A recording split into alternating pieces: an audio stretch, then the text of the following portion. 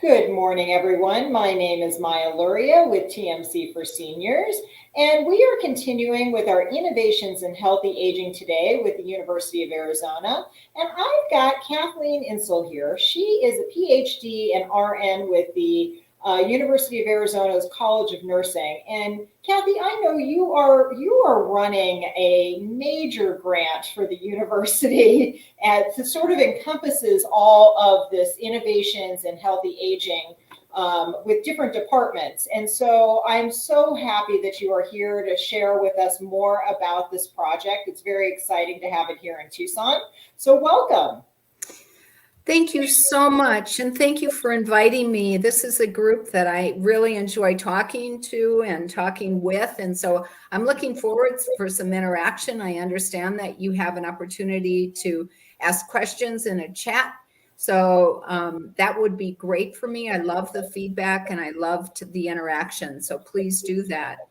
I want to tell you a little bit about the University of Arizona and the Health Sciences Center and their involvement in the strategic initiative focused on aging. So the strategic initiative is called Innovations in Healthy Aging. That doesn't mean we're not interested in other topics in aging too, but I can tell you that healthy aging kind of encompasses everything, including being able to take optimal care of any chronic illnesses that you might have, leads to a healthier aging. So just to lay some background here, I know Davos is going on right now, the economic summit, or perhaps it's just ended. David Sinclair spoke there. He's the director of the International Longevity Center. And basically, he put this forward, and this is absolutely correct. The world's aging population will change everything, from cities, from transportation and consumption, to relations between countries.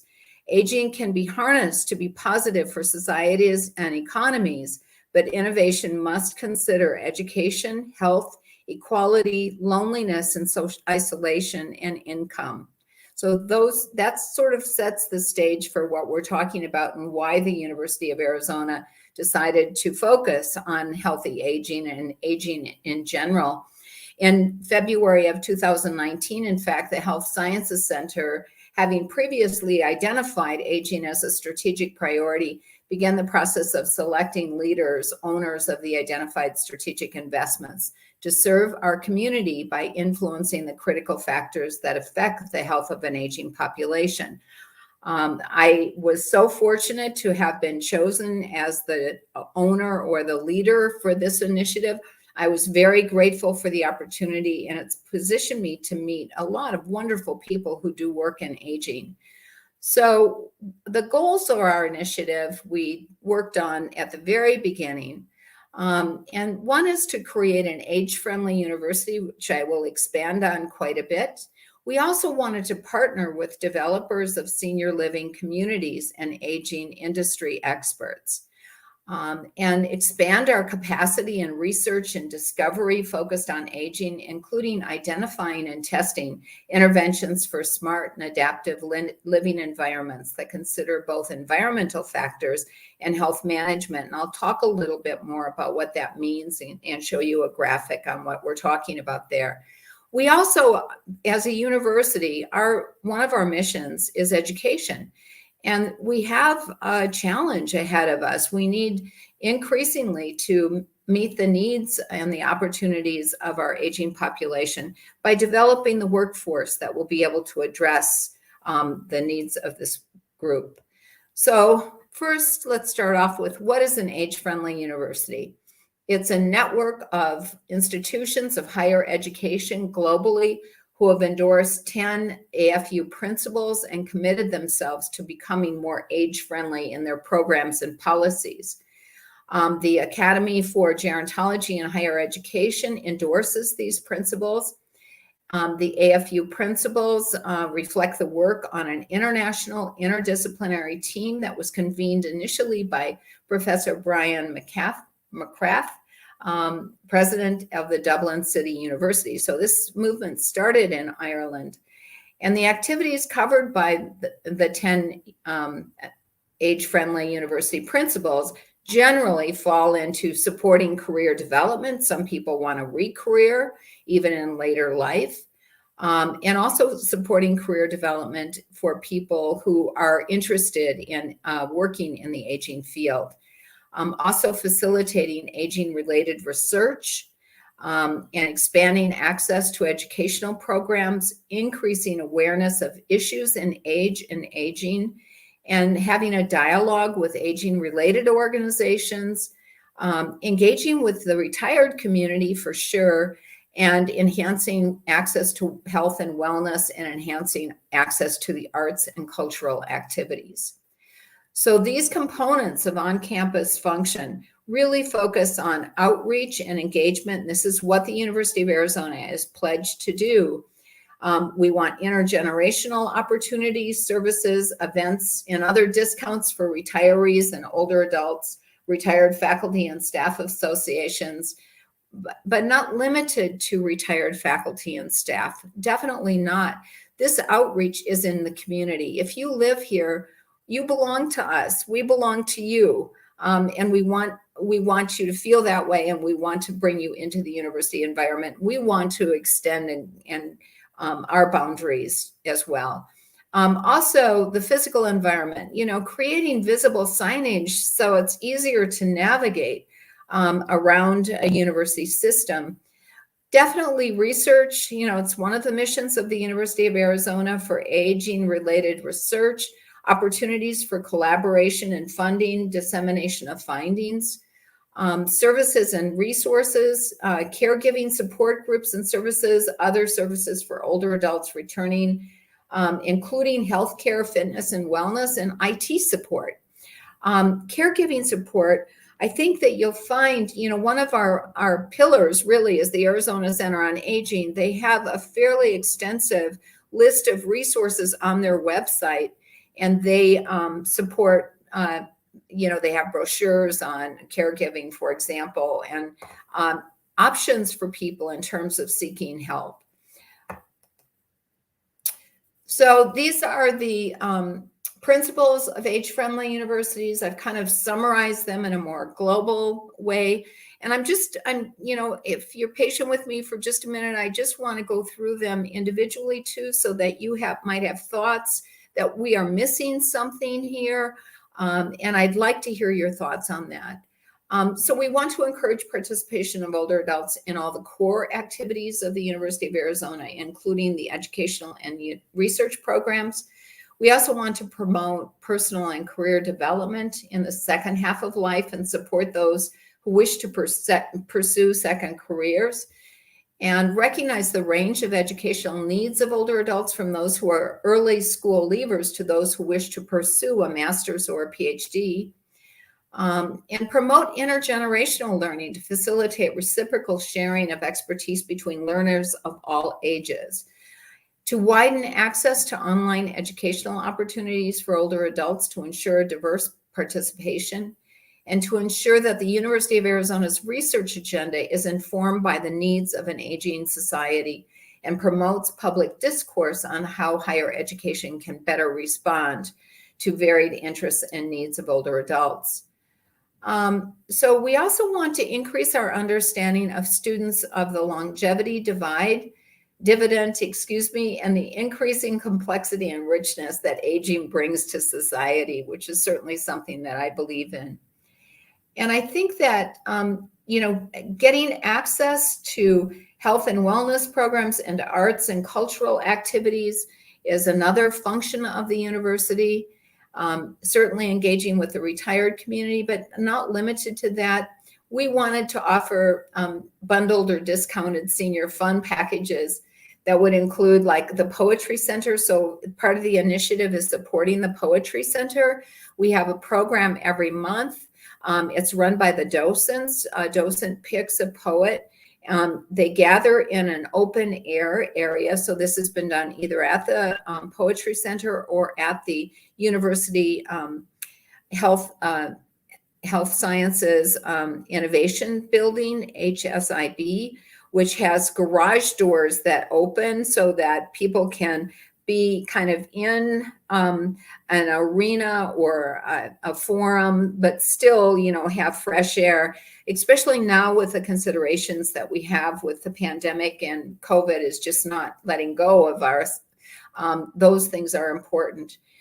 So to move away from the AgeFriendly University and what we are doing in terms of AgeFriendly University as part of one of our pillars or our focal areas, we also want to partner with the community. We are in talks with Humberto Schultz Lopez's group and Watermark, who are example developers who have been involved with us, but we welcome all developers of aging communities for seniors, and others who have industry-related aging needs. So for example, I want to show you what our first graphic had to do with our ability to partner with these groups of people in private industry. So this is kind of a conceptual map too that was informed by the working team, and I will identify those people toward the end of the talk just because I want to give them full credit for the conceptualization of this. This didn't come from me. This has been the result of richness in our faculty and our staff who have been involved with the aging initiative. So we wanted to help create an integrated senior living idea. And in order to do that, assess and build resilience. So we view this as cognitive, emotional, social emotional, spiritual, physical. We also believe that cultural is part of this, and I would put that in the social component there. And we think that all of these things can be, we can use technology to tap into, for example, social emotional. Isolation is a major issue for some of our older adult community. And to try to pull people in, especially with COVID, trying to stretch digital learning, to a group of people who perhaps haven't been able to experience the computer era, the computer generation, and I'm trying to figure out how to do that. If the outreach should be through the public libraries or senior centers that are currently in existence. And I'd love your thoughts about that, because we want to help people have access to the university, even during COVID. We also we have the benefit of Esther Sternberg and the Andrew Wild Integrated Medicine Center. And we are trying to build smart and adaptive environments. So that has to do with building performance and systems, architectural elements, and biophilic elements. I didn't know what biophilic elements meant until I started working with this group. And biophilic is bringing the outdoors in. So I don't know what you are like, but when I bring the outdoors in, I actually feel better. It's more uplifting for me. So biophilic elements and what people need. And also the same issues in relationship to monitoring, through we have smartwatches now, we have phones, we have other sensors that can be used to help us understand, if our temperature is dropping, if our blood pressure is dropping. Blood pressure is actually kind of a difficult one to capture, but certainly heart rate and other kinds of things can be done with current sensors. And we are working on developing more sensors with our College of Engineering. That's another thing that I really enjoy about working on this initiative at the University of Arizona, because we have colleges across the campus and elsewhere, even in other cities, that have expertise that is synergistic with each other. So if we get out of our silos and start working together, we can create things like living labs. And so through the initiative, we are funding seed grants for pilot studies. If you know about research, you know that you don't usually go ahead and get any large investment from a funding organization unless you've done the groundwork, unless you've demonstrated that this is an interesting idea that you can get traction with. So we are trying to extend these pilot funding, opportunities for our faculty so that they can do the pilot work that they need to do in order to get the external funding. We are also working with community participatory research. The Arizona Center on Aging is really taken front seat on this, and also College of Pharmacy with Jeannie Lee, in relationship to trying to find out, well, what are our community pharmacists telling us about older adult needs? What kinds of questions are they getting in the community? But also, what do people want? It's nice for us to conceptualize this and decide what we think is right. And certainly that's informed. It's not just a stab in the dark, but it doesn't really help us know what people are really looking for and what they want. And that's one of the reasons I wanted to come here today. And I was so delighted for the opportunity. We are also working on the educational line. We've developed a website, which I will share that website with you at the end here.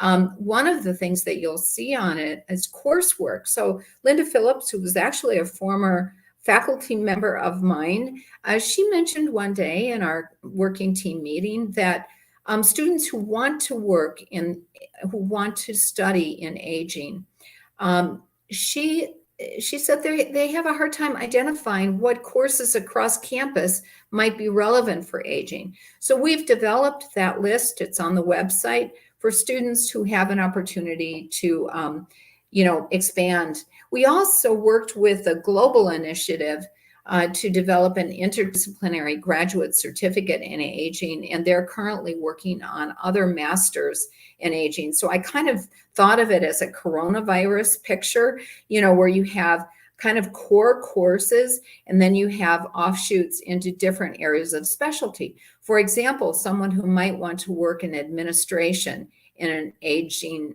or an age-centered healthcare system or age-centered industry, they might want to take courses from Eller that were focused on the expertise that they have in Eller, the business college, but also the core principles in terms of the core courses in aging. And we thought we could do this not only with courses in Eller, but for example, the College of Law has developed a certificate in aging and health for the non-attorney. But it has to do with aging in the law, health and aging, and digital privacy is huge in their content.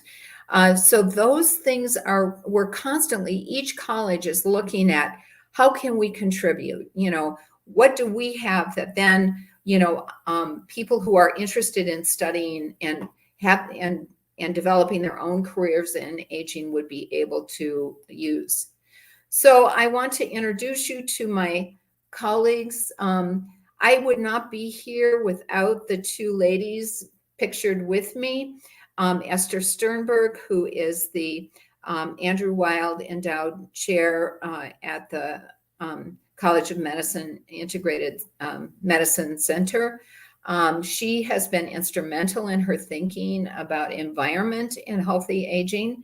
But also my dear, dear friend, Mindy Fain, who I have so much respect for. She is a geriatrician. She's an MD. She's an internist as well, but also certifications in palliative care and other areas. And she is one of the co-directors of the Arizona Center on Aging. And without that foundation to build on, this initiative would have been harder to launch. So I give these folks, these ladies, a lot of credit. And I also want to give credit to the people who helped create this initiative and who are still working on it. Primarily, Dr. Michael Dake, who is the SVP, the Senior Vice President for the University of Arizona Health Sciences Center. He has believed in this initiative from the beginning. He has advocated for it. He has provided some funding for it, for the initial pilot funding that we needed. But we have people on this working team list that are from every area of the university. Scott Aldridge, he is in charge of the Osher Lifelong Learning Center, so Ollie, and Scott is so important, so helpful. Andy Belzer is the director of theater, television, and film at the College of Fine Arts. Gloria Bloomer, it works with Robbie Britton, Dr. Robbie Britton, who has the Brain Initiative Institute. Zhao Chen is University of Arizona College of Public Health. Melissa Colchado, who is Dr. Dake's Chief of Staff. People that you can see, I'm just going to pull out a couple more names to just give you a flavor of the interdisciplinary nature of this effort. Jake Harwood is a professor in communications and expert in ageism, language, and communication types of things. Jordan Karp, who's the chair for the Department of Psychiatry in the College of Medicine. Ken Kuo, who's the director for the Arthritis Center. Jeannie Lee from College of Pharmacy. Gandhi Leroy from Eller College of Business. So I'm just Tyler Meyer, because I want to call him to your attention, because he's the executive director for the Poetry Center, which I loved attending the Poetry Center meetings once a month. Those are amazing. So I'm going to not belabor this, because I'm giving you a flavor, I think, of the kinds of folks who are here and who we are working with. The other thing I want you to look at is this website. So it's https://healthyaging.arizona.edu. And I'd like to show that to you. So I'm going to stop sharing this, and hopefully it is still live on my Google. I don't think it is. Oh, here it is. Okay, so I should be able to share this. Let me just move this over so that I can get back to where I am with you. Yeah, Kathy, you'll have to share that new screen with us. Yeah, I will, as soon as I can figure out. You must be on a Zoom link. Is that true? No, you're not. Yeah. You're on that Steamboat thing. Just a minute. I will figure this out. I thought I had stopped sharing, hadn't I? You have. You've completely stopped sharing. You'll need to reshare. Yeah, and I've got, okay, I see it. It's the SteamYard. I got it. Okay. And I can do this. Share screen. I am so sorry. Please be patient with me, because I don't see it on my screen options. That's interesting. It's in a folder, but I can't get to it to show it to you. That's a problem. Can we send them a link? I can be happy to send everybody a link afterwards. Yeah. The link is the last slide, and it was that https://healthyaging. What was that? It's healthyaging.arizona.edu. Okay. I wish I could show it, and it seems like because they're both on Google, if I opened it in a different browser, I might be able to share it with you, but for some reason it's not allowing me. It doesn't, when I push your share screen, it's not allowing me to share it. I'm not seeing it on my options. So, if you can pull your slides back up, I will see if I can pull it up on my end. Okay. That's How about that? Great idea. Thinking on the. I just want to make sure I have the website address correct. What? You said it was Healthy Aging? Yeah. Yeah, my problem is I've lost my PowerPoint now, it seems, on the options for the screen sharing. Oh, here it is. Okay. There you go. Okay, hold on. Oops. Here, I'll share it. Yeah, I'll get to the last one and then you can see it. Okay. You got it? Yes. Thanks. I'm sorry about this. I haven't used Steam, your program before, the Steam thing. Okay, hold on just a second. So I'm going to remove this. Okay. And let me. Oh, wonderful. Thank you. Thank Try you. to share my screen with you. Oh, I'm so grateful because we've got a couple minutes left, and I kind of wanted to walk you through the website so that you could learn a little bit about the initiative through the website. So showing up, reaching out, sharing, learning, and getting involved. What does healthy aging mean to you? And then if you scroll down, Maya, the innovations brings together a community and allies, and it talks about events, education, research. And if you go back up to the top and you have the different menu items, if you go into about, you can learn about resources and stuff like that, but go into events because that might be fun for people to see.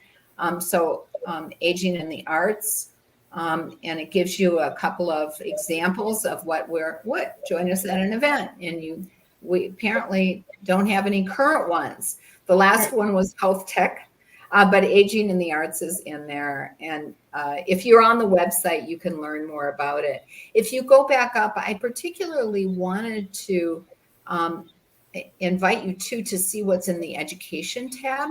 So course listings, remember when I told you that, one of Linda's comments was it's hard for people to see, what are the topics. So you can see we have a list of courses and that they are relevant for aging is something that people may not have understood. So that gives you that idea. And if you go back up, then you can see that we also have a list of faculty who are faculty under education. Or there. So you can see the faculty, their pictures, people who are doing work in aging and teaching in aging. And I know many of these people, and it's just, I think the people who work in aging are the nicest people to work with, so I value each of them. And if you don't mind, because we've got a couple more minutes left, the research tab, if you could just click on that. It also shows you ongoing studies. So if you wanted to be involved in a study, for example, addressing nocturnal sleep-wake effects on risk of suicide in older adults, answers, this is a study that's being conducted currently. You can click on, you can get the study coordinator's name. It's a way of us recruiting for our research studies. And most of these research studies, they're through IRB, they might be an opportunity to contribute and to get involved in that way. So cognitive behavioral therapy for insomnia for healthy aging. We also have Jenny Gubner is one of the members of our working team. She's a new assistant professor at the Fox School of Music in the College of Fine Arts. And her interest, and that's the one just right down from that, is just, is in ethnomusicology. So cultural influences in music and the value of that. So anyway, it gives you an idea. We are trying really hard to reach out. There's the Get Involved tab. We want you to benefit from this state-supported institution. So let me know what we could be doing that we're not doing. Also, just for the heck of it, just go into news. I've got one more minute. If You're good, Kathy. So you can see, so I did a talk for Health Tech Connect in Phoenix on an app and a website that we're developing for medication adherence, which is consistent with my other work. But also, you can see clips on other events, other folks.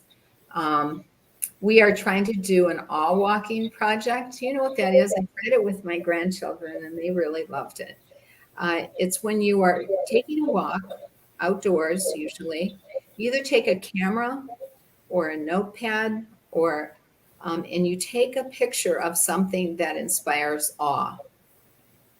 And these outdoor walks, first of all, they can be social.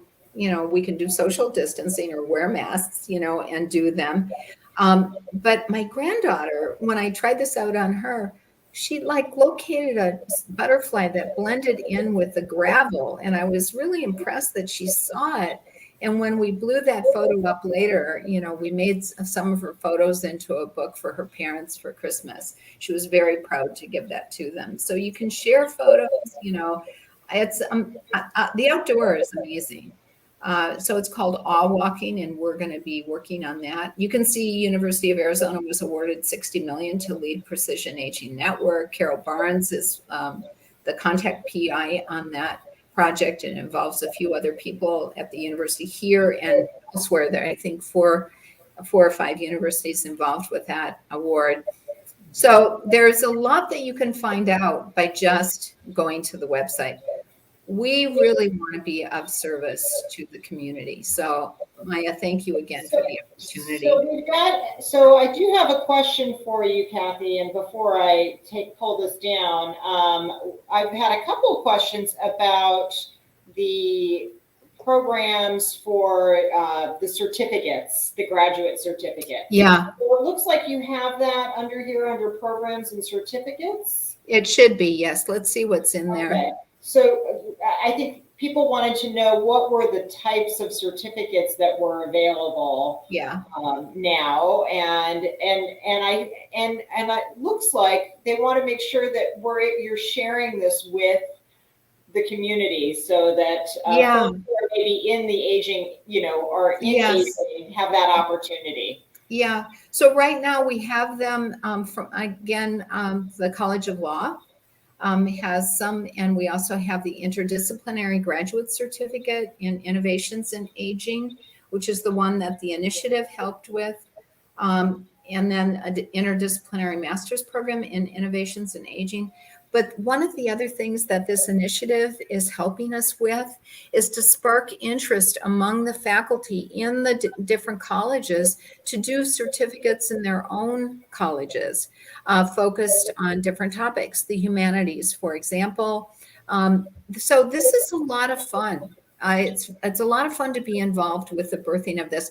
And you cannot underestimate the importance of serving the community, helping people age as healthy as possible, intervening early in a preventive kind of way to facilitate healthy aging, and the importance that is for all of us. I want to leave you with one fact I came across over the last few months, that between 2009 and 2019, the number of people, the population of people 65 years of age and older in the state of Arizona increased by 52.5%.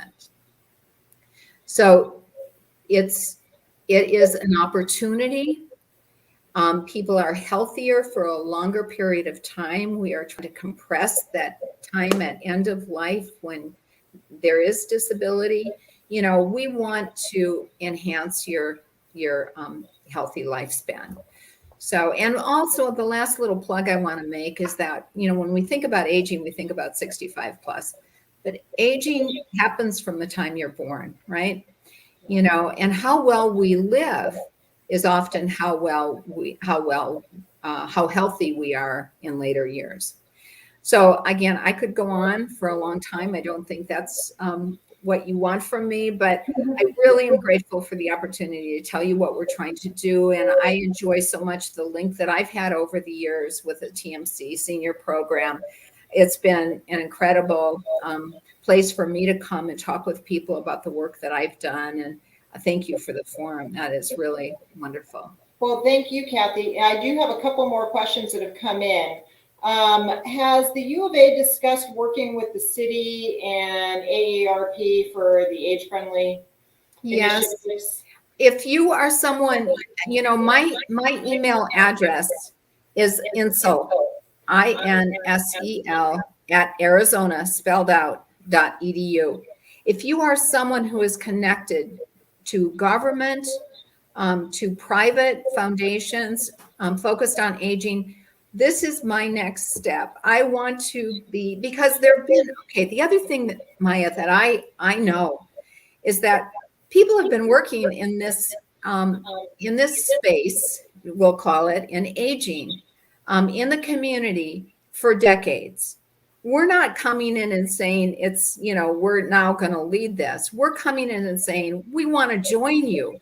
So whatever we can do to make those efforts synergistic and leverage the private foundations and the government, organizations that are involved with aging, I need to be talking with folks. So if you have contacts for me, please email me. I would love to hear from you.